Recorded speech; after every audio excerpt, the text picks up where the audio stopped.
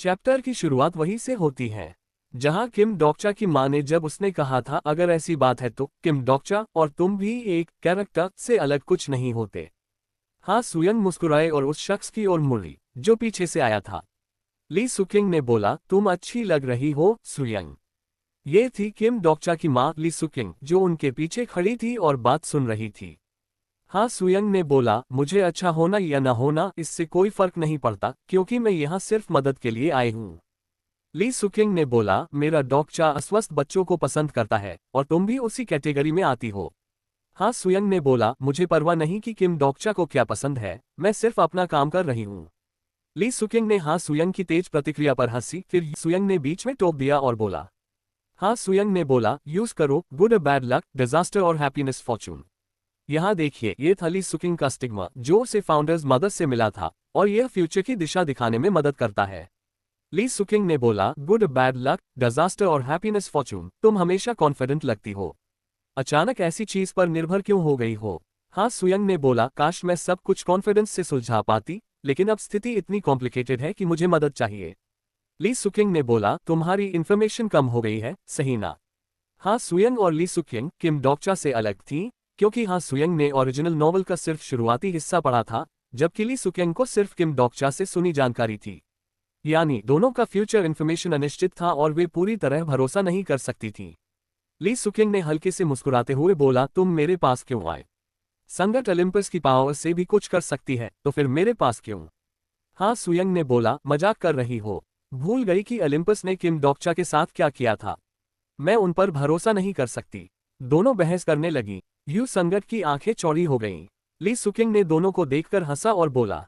ली सुकिंग ने बोला ठीक है युवतियों, क्या इन्फॉर्मेशन चाहिए? ध्यान रहे गुड बैड लक डिजास्टर और हैप्पीनेस फॉर्चून से मैं कॉन्क्रीट फ्यूचर नहीं देख सकती, मैं सिर्फ रास्ता दिखा सकती हूँ, बाकी तुम्हें खुद तय करना होगा। हाँ सुयंग ने सिर हिलाया जैसे उसे पहले से पता था और बोला। हाँ सुयंग ने बोला मुझे किम डोक्चा की करंट सिचुएशन जाननी है क्योंकि यह बहुत जरूरी है। ली सुकिंग ने बोला हम। ली सुकिंग ने हाँ सुयंग को गहरी नजरों से देखा।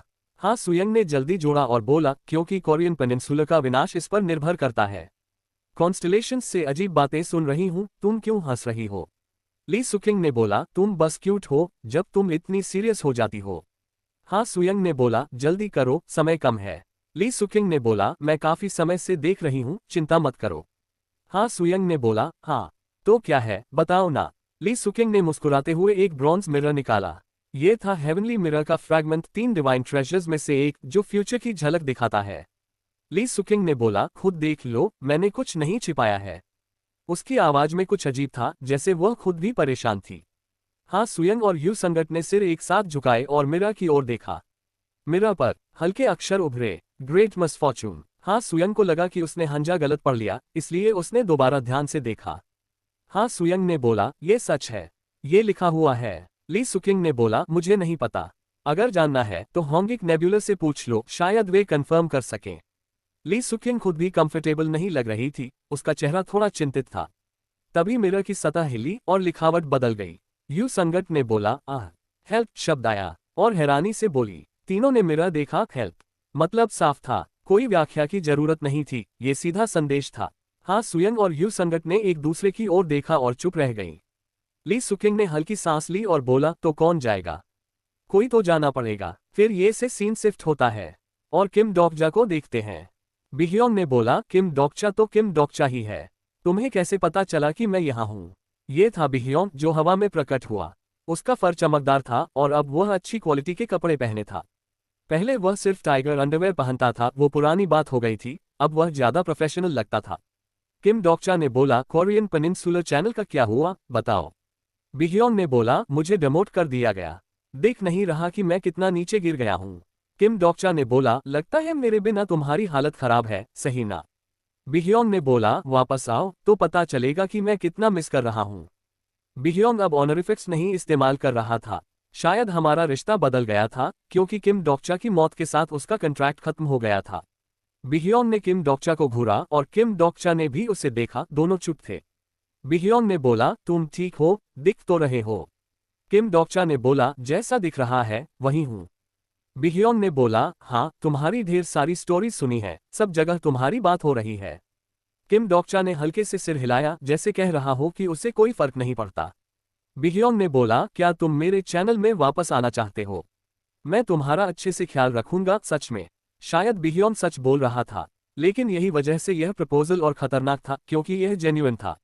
किम डोक्चा ने बोला, मैं सोचता हूँ। किम डोक्चा अब बिह्योंग से नफरत नहीं करता था, लेकिन वह इतना नाइव भी नहीं था कि उसके साथ हाथ मिला ले। बिह्योंग ब्यूरो से जुड़ा डोकाई भी था और ब्यूरो दुनिया के सबसे खतरनाक ग्रुप्स में से एक था। बिह्योंग ने बोला, सचमुच तुम हमेशा ऐसे ही थे, कभी सीधे जवाब नहीं देते।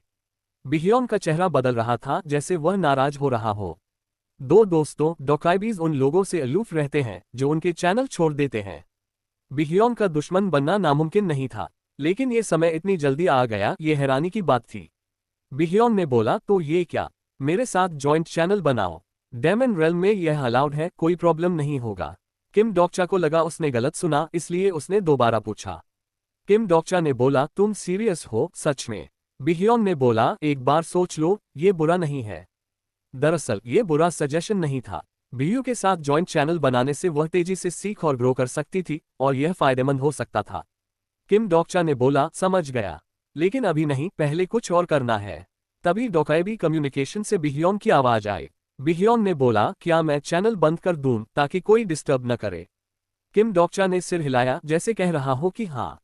जैसा सोचा था, बिह्योंग सिर्फ स्टूपिड बनने का नाटक कर रहा था, असल में वह समझदार था। बिह्योंग ने बोला, मुझे नहीं पता तुम क्या करने जा रहे हो, लेकिन शुभकामनाएं। मेरे पास कुछ काम है, बाकी बाद में निपटाएंगे जब समय हो। किम डोक्चा को समझ नहीं आया कि बिह्योंग इतना फेवरेबल क्यों है, लेकिन ये लकी था क्योंकि यह मददगार साबित हो रहा था। बिह्योंग ने सेटिंग्स बदली और कॉन्स्टलेशंस का संदेश आया। All constellations in the channel are dissatisfied with the channel's connection.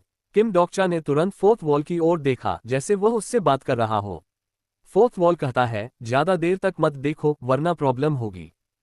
The exclusive skill fourth wall रद्द हो गया है। किम डोक्चा को लगा कि उसके दुनिया को घेरती पर्दा गायब हो रही है और वह अब फ्री था। उसने मौका नहीं गंवाया और अट्रिब्यूट्स विंडो चालू किया ताकि पूरी जानकारी देख सके। अट्रिब्यूट्स विंडो चेक हो रहा है। एक विशाल जानकारी उसके दिमाग में आई, जैसे बाढ़ आ गई हो। Character summary. Name, Kim Dokja. Age, 28 years old. Sponsor, none. Modifier, Demon King of Salvation Narrative.